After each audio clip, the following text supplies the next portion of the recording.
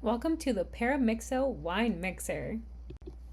If you know, you know. So, we have a lot of characters to introduce today. First off, we have our measles Rubeola Spanish dancer. Then we have our mumpy lumpy toad on the side for mumps. And we have our RSV syncytial virus, respiratory syncytial virus, which is the little baby being held by Kanye in the jersey. And then we have Parainfluenza dressed as a seal in the back. And lastly, our Nipah nymph. So we have a lot to cover today. Let's get started. First off, paramyxoviruses are negative sense RNA viruses, hence why this is happening at night.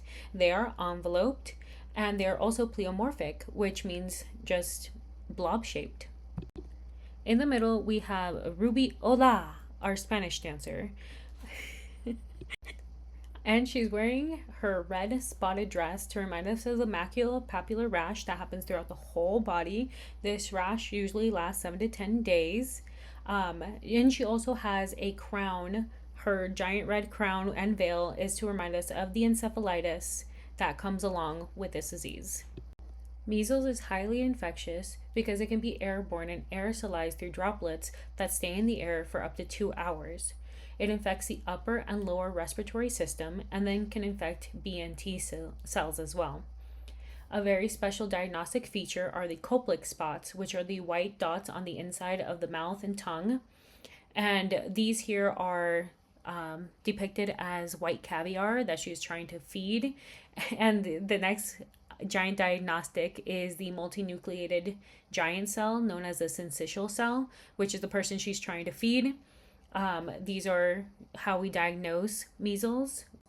You can see that our multinucleated cell looks a little in distress, but he's supposed to be drunk because I wanted to point out another special feature, which is the immune amnesia, where measles infects memory B cells and kills them. So then you don't have memory that you had measles in the past. So then it can infect you again like a brand new infection.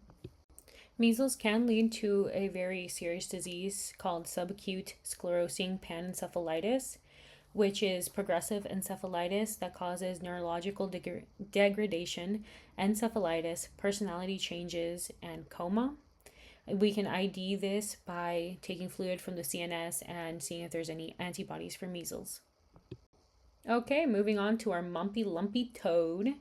And this is typically transmitted in schools and dorms, and it's also transmitted directly through saliva, droplets, and any surface that's been contaminated. It affects the upper and lower respiratory airways, and it replicates in the salivary glands, and that's why our toad has a very gross thing on his neck, which is the parotid gland swelling, so swelling of the salivary glands. This also causes meningitis. It could cause encephalitis. It could lead to deafness and testicular inflammation, which is not permanent. Okay, so our mumpy lumpy toad is seen here coughing on the baby, and our baby represents respiratory syncytial virus, which is known as RSV. It's especially dangerous for infants less than 6 months old, and the mortality rate is up to 35% depending on the age. RSV is also airborne. It's aerosolized. It's transmitted through the droplets and contact spread. It infects the upper and lower respiratory system, causes coughing, wheezing, and difficulty breathing. The most common cause, and this is the most common cause of bronchiolitis, and that's why Kanye West over here is wearing a Broncos jersey. Bronchiolitis is inflammation and irritation of the bronchioles, and this can lead to pneumonia.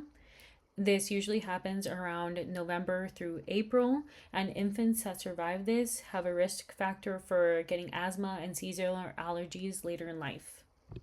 Antibodies to RSV are usually given to preemie babies to decrease the mortality rate from this virus. All right, so our next virus is the Parainfluenza virus, also known as the seal bark cough, and that is why he is dressed like a seal. This affects upper respiratory. It increases mucus secretions, coughing, hoarseness, difficulty swallowing, sore throat, fever, and congestion. This typically occurs between spring, summer, and fall, and not winter. The seal-bar cough is caused by croup, which is the narrowing of the trachea. Okay, so our last virus is the Nipah nymph that you see over here under the tree. This is a zoonotic disease. It's usually the host are bats, and it can be spread through saliva and urine. It's typically seen in Asia, like Bangladesh and India. That's why she's wearing cute sari.